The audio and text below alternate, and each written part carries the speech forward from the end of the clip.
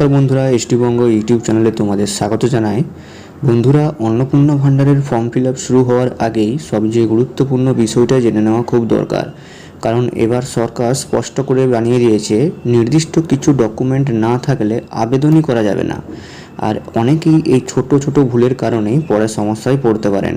তাই আজকের এই ভিডিওতে প্রথমেই আমি তোমাদের জানিয়ে দেব কোন কোন ডকুমেন্ট বাধ্যতামূলক, তারপর বলবো কারা এই প্রকল্পে ৩,০০০ টাকা পাবেন, কারা বাদ পড়বেন, নতুন আবেদন কবে থেকে শুরু হবে, আর কিভাবে পুরো ভেরিফিকেশনটা হবে।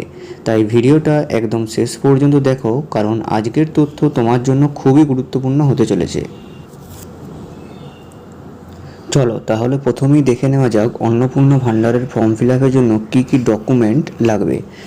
সবচেয়ে প্রথমে লাগবে হচ্ছে তোমাদের আধার কার্ড, কারণ পুরো প্রকল্পটাই ডিবিটি বা ডিরেক্ট বেনিফিট ট্রান্সফারের মধ্যে চালানো হবে, অর্থাৎ টাকা সরাসরি ব্যাংক অ্যাকাউন্টে ঢুকবে। আর তাই আধার কার্ডের সঙ্গে ব্যাংক অ্যাকাউন্ট লিঙ্ক থাকা অত্যন্ত জরুরি।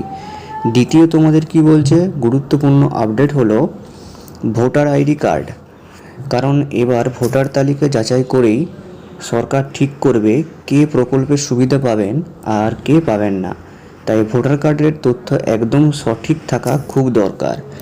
এরপর লাগবে হচ্ছে তোমাদের রেশন কার্ড। পরিবারের তথ্য যাচাই করার জন্য রেশন কার্ডের ব্যবহার করা হবে। বিশেষ করে পরিবারের সদস্য সংখ্যা, ঠিকানা এবং অন্যান্য তথ্য মিলিয়ে দেখা হবে। তারপর লাগবে ব্যাংকের পাসবুক, কারণ সরকার জানিয়েছে সমস্ত টাকা সরাসরি আবেদনকারীর ব্যাংক অ্যাকাউন্টে পাঠানো হবে। তাই ব্যাংক অ্যাকাউন্ট সক্রিয় থাকা এবং ডিবিটি এনেবল থাকা বাধ্যতামূলক। আচ্ছা, ব্যাংক অ্যাকাউন্টের ক্ষেত্রে তোমাদের বলে রাখি, তোমাদের কিন্তু যেসব মহিলারা আবেদন করবে তাদের কিন্তু স্বামী বা পিতা, তাদের কিন্তু ওই স্বামী বা পিতার ব্যাংক অ্যাকাউন্ট হলে কিন্তু চলবে না। তোমাদের কিন্তু নিজস্ব নামের ব্যাংক অ্যাকাউন্ট তোমাদের থাকতে হবে, সেই ব্যাংক অ্যাকাউন্টেই তোমাদের ইউজ করতে হবে, ঠিক আছে। আচ্ছা, নেক্সট কি বলছে, এছাড়াও লাগবে আবেদনকারীর সাম্প্রতিক পাসপোর্ট সাইজের ছবি, একটি সচল মোবাইল নম্বর, কারণ আবেদন সংক্রান্ত ওটিপি তোমাদের আপডেট এবং অন্যান্য তথ্য সেই মোবাইল নম্বরেই পাঠানো হবে। বন্ধুরা, এখানে একটা বড় বিষয় খুব ভালোভাবে মনে রাখবে, এই ডকুমেন্টগুলোর মধ্যে একটি না থাকলে আবেদন বাতিল হয়ে যেতে পারে। তাই আগে থেকেই সমস্ত নথি প্রস্তুত করে রাখো। এবার আসি সবচেয়ে বড় প্রশ্নে, কারা আবেদন করবেন আর কারা করবেন না। সরকার জানিয়েছে যেসব মহিলারা আগে থেকেই লক্ষ্মী ভাণ্ডারের সুবিধা পাচ্ছেন তাদের নতুন করে আবেদন করতে হবে না। অর্থাৎ এটা একটা সরকার ভালো সুবিধা করেছে, মানে যারা পাচ্ছিল তাদের আর নতুন করে আবেদন করতে হবে না। অর্থাৎ বর্তমান সুবিধাভোগীদের নাম সরাসরি অন্নপূর্ণা ভাণ্ডারে স্থানান্তরিত করা হবে। এটা একটা খুব ভালো জিনিস করেছে। কিন্তু এখানে রয়েছে সবচেয়ে বড় ধাক্কা। সরকার এবার পরিষ্কারভাবে জানিয়ে দিয়েছে লক্ষ্মীর ভাণ্ডারের সব উপভোক্তা অন্নপূর্ণা ভাণ্ডারের ৩,০০০ টাকা পাবেন না, কারণ এবার শুরু হচ্ছে কঠোর যাচাই প্রক্রিয়া। বন্ধুরা, এখন আমি তোমাদের বলবো কারা কারা এই তালিকা থেকে বাদ পড়তে পারেন, ঠিক আছে। তো সরকারি বিজ্ঞপ্তি অনুযায়ী মৃত ভোটার, স্থানান্তরিত ভোটার, অনুপস্থিত ভোটার এবং ভোটার তালিকা থেকে বাদ পড়া ব্যক্তিদের নাম নতুন প্রকল্পের সাথে যুক্ত করা হবে না। এছাড়া এসআইআরের নাম এসআইআর 2026 যাচাই প্রক্রিয়ার সময় সন্দেহজনক বা অনুপস্থিত হিসাবে চিহ্নিত হয়েছে তাদের আবেদন বাতিল হতে পারে। আরেকটা গুরুত্বপূর্ণ বিষয় হলো যারা আয়কর দেন, ইনকাম ট্যাক্স পেয়ার, তারা এই প্রকল্পের সুবিধা পাবেন না। আচ্ছা, নেক্সট কি বলছে, সরকারি চাকরিজীবী, অবসরপ্রাপ্ত সরকারি কর্মী, পেনশনভোগী, পঞ্চায়েত বা পুরসভার কর্মী, সরকারি শিক্ষা প্রতিষ্ঠানের শিক্ষক শিক্ষিকারা এই স্কিমের বাইরে থাকবেন, তারা কিন্তু পাবেন না এই স্কিমটা। অর্থাৎ এইবার সরকার চাইছে শুধুমাত্র প্রকৃত দরিদ্র এবং যোগ্য মহিলারাই এই প্রকল্পের সুবিধা পাবেন। আচ্ছা, এবার অনেকেই জানতে চাইছেন নতুন আবেদন কবে থেকে শুরু। সরকার জানিয়েছে আগামী 1 জুন 2026 থেকে একটি নতুন অনলাইন পোর্টাল চালু করা হবে। আচ্ছা, তোমাদের যে অনলাইন পোর্টালটা এখন চালু করা হয়েছে সেটা কিন্তু এখন সাইটে কাজ চলছে, তাই কিন্তু এখন পুরোপুরি বন্ধ করে দেওয়া হয়েছে, ঠিক আছে। সেই পোর্টালের মাধ্যমে নতুন আবেদনকারীরা অনলাইনে আবেদন করতে পারবেন। পরবর্তীতে দুয়ারে সরকার ক্যাম্প, এখন অনলাইন পোর্টাল অন করা হয়েছে, সেটা এখনো চালু হয় নাই।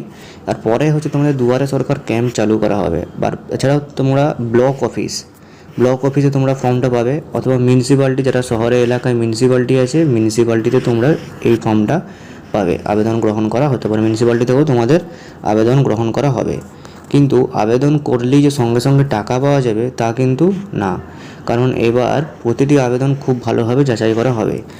গ্রামীণ এলাকায় বিডিও অফিস আবেদনকারীদের তথ্য যাচাই করবে। গ্রামীণ এলাকার ক্ষেত্রে তোমাদের বিডিও অফিসে সঠিক তথ্য দিয়েছে কিনা সেটা যাচাই করা হবে। আর শহরাঞ্চলের ক্ষেত্রে এসডিও অফিসে তোমাদের তথ্য যাচাই করা হবে। তারা আবেদনকারীর সমস্ত তথ্য মিলিয়ে দেখবেন, ভোটার তথ্য, ব্যাংক তথ্য, রেশন তথ্য, সব কিছু। তারপর যোগ্য আবেদনকারীর তালিকা জেলা শাসক অর্থাৎ ডিএমের কাছে পাঠানো হবে অনুমোদনের জন্য। কলকাতা পুরসভার এলাকার ক্ষেত্রে, কলকাতায় যারাই বসবাস করেন, কাছাকাছি পুরসভার কাছাকাছি যারা বসবাস করেন, এই দায়িত্ব থাকবে কেএমসি কমিশনারের হাতে। সমস্ত স্তরে অনুমোদন সম্পূর্ণ হওয়ার পরেই চূড়ান্ত তালিকা পোর্টালে আপলোড করা হবে এবং তারপর শুরু হবে টাকা দেওয়া।